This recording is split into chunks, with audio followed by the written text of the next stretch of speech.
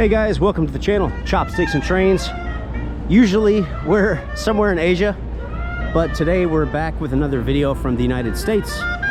We're still here in New York City, and a long time ago I actually studied in New York City, and my favorite hangout spot was right here, Union Square.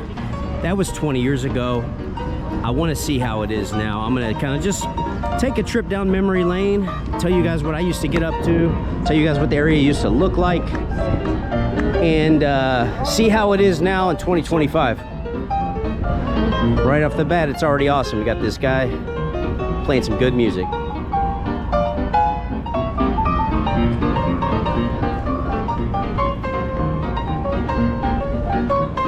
Give this guy a shout out. Daniel Betchett and Oliver Frank Quintet. Check them out.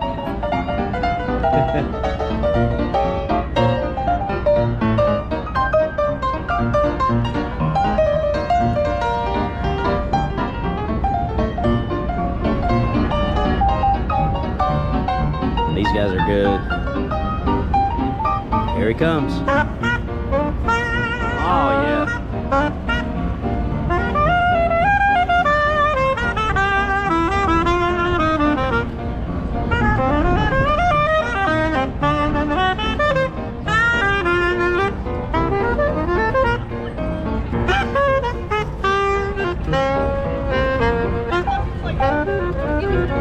One big change in New York City nowadays compared to when I was here is that almost every minute or so you're catching a whiff of the mean green. I think you know what I'm talking about.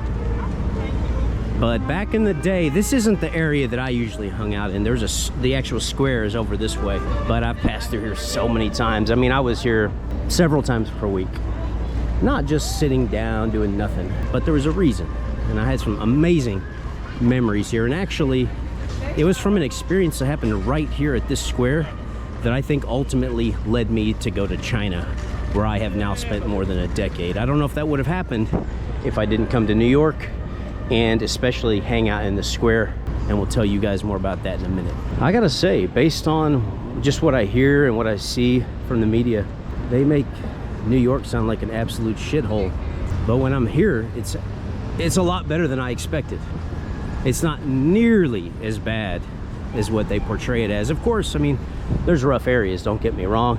There's plenty of issues. I mean, to be honest, it doesn't feel much different than when I was here. It doesn't look a whole lot different, and a lot of stuff has been greatly improved. Like, I was walking through the Chelsea area, and that area has been transformed in a really good way. So there has been a lot of additions and upgrades made to New York. People like to trash the subways here, especially the China propagandists, because, you know, China is their country was developed recently. These subways are, I mean, how old? Probably damn near 100 years old. So it's old, but the thing is, it still works. But you got those propagandists on YouTube. I call them the China shills. That's one of their big points, is comparing the subways of New York to China. China's were built recently, New York's were built decades ago. And they use that as a main talking point as to why, you know, the US is done. Shit, you know what I say? If it still works, it's kind of like, you know, it's kind of like a part of history. And why change it if it still works fine? And those New York subways, you know how many movies have they been in? It's a classic part of New York, and to just, you know, wipe them out, tear them down, and rebuild new ones for no reason other than to, you know, save face or try to compete in the propaganda war with China, that would be idiotic and actually be really sad. Because yeah, you see some crazy stuff in the New York subways, no doubt about it, but the New York subways are a staple of this city, and honestly, I'm glad that they haven't changed it. So guys, this right here, this whole area is where I have when I reflect on my time in New York, a lot of my memories that pop up are here, exactly in this square. I used to hang out here. I met people from all over the world. I met people from countries I'd never heard of at the time. And one thing some of you all know, I used to be an avid skateboarder. I skated for like 20 years. I was pretty serious about it. And in New York, I skated here every damn day. I always skated this 4-stair. And I met a lot of other skaters too back in the day that would come up here and we'd skate together. And if you know skateboarding, actually one day, you're gonna trip out about this. One day I was up here skating, and none other than Jamie Thomas showed up. So I got to skateboard with Jamie Thomas. And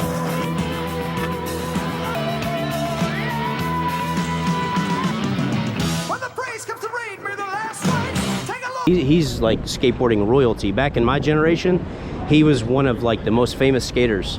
And I got to hang out with him, talk to him, and actually we played a game of skate. He beat me by one letter. He did a 360 flip and he landed it one-footed, which is a weird trick that nobody ever practices. I had him at first, but he caught up on me with just doing some really weird stuff. So I almost beat him. If he didn't pull out some, you know, real random crazy tricks that nobody ever thinks to try, I would have beat him. But it was just an honor to be able to skate with him. It was so cool. But yeah, back in the day, I'd come here in the evenings or in the daytime, especially kind of evening around then, meet people from all over the world. And you know, where I'm from in the U.S., I come from the South, and especially in my neck of the woods, didn't really meet much of an international crowd. It was mostly white and black. And coming up here skating, I met people from all different countries, and I met a few people from China. And actually, my first evening up here skating, I met a Chinese girl. I mean, she was really nice. She was really cute. She was from southern China.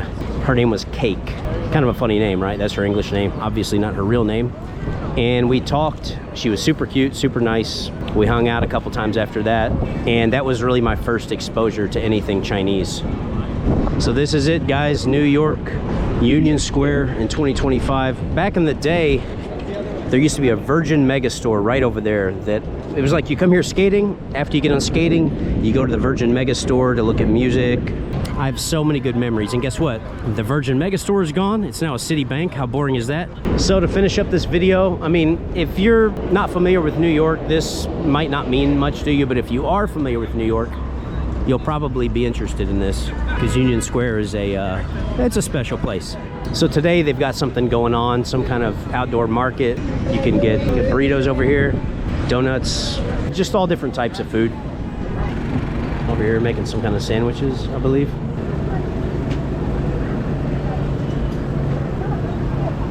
Lots of people hanging out. It's a great, Union Square has always been just a great hangout spot. Hey, how you doing? Not much.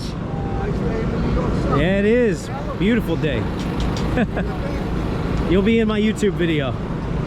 I'll put you in there real quick. A wide variety of stuff. A little taco area, Filipino place. Over here they've got Brazilian foods. Yeah, a lot going on. You guys want to try the best strawberry on the planet? Strawberry? Yes. Well, yeah, guys, that's gonna wrap things up. I just wanted to come back here, just retrace my old footsteps. I spent a lot of time here, and that smoke and the spices, it's getting me. It smells good, but it's kind of spicy. But yeah, I've seen what I needed to see. And you guys have seen Union Square in the year 2025. And I hope you guys enjoyed the video. If you did, please make sure to like, comment, and subscribe. I've got a lot more adventures on the way. So many exciting things planned here on the channel. And to anyone else who's been supporting me, whether you're a new supporter, whether you've been here for a while, I appreciate you guys so much. So until next time, take care. 下次再见. I want to give an extra special thanks to all of my YouTube members and Patreon supporters for their help in keeping this channel financially sustainable. A huge thank you to all supporters from the $1 tier on up through the higher tiers. I want to give an extra special acknowledgement to my PCO tier members. And lastly, a huge shout out to my top tier supporters.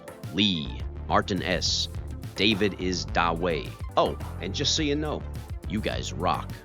What do you look for beyond the sea, grasshopper?